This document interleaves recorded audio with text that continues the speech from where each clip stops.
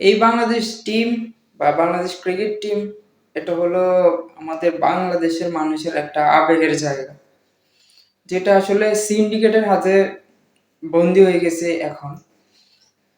দেখেন না ক্রিকেট খেলার কি অবস্থা, আসলে ওরা কিভাবে মাঠে খেলতেছে, অ্যাপ্রোচটা কি তাদের। তারা যাচ্ছে তাই ব্যাটিং করতেছে, যারা অফ ফর্মে আছে বা দিনের পর দিন ম্যাচের পর ম্যাচ খারাপ খেলতেছে তাদেরকে আরো বেশি সুযোগ দেওয়া হচ্ছে।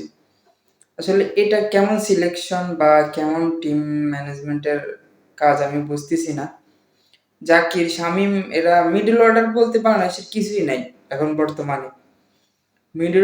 মিডল অর্ডারটা অতি শীঘ্রই এটাকে আসলে ঠিক করতে হবে, একটা প্রসেসে নিয়ে আসতে হবে। নাহলে বাংলাদেশ দিনের পর দিন ম্যাচের পর ম্যাচ হারবে আর দর্শকদেরকে হতাশা ছাড়া আর কিছুই দিতে পারবে না। অবশ্যই বাংলাদেশ টিমের রিপ্লেসমেন্ট দরকার মিডল অর্ডারে। জাকির দিয়ে এখন আর হবে না, শামীম পাটোয়ারি দিয়েও হইতেছে না।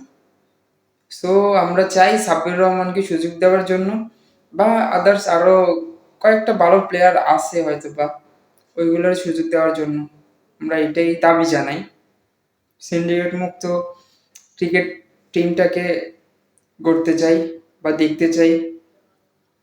সবাই আওয়াজ তুলো।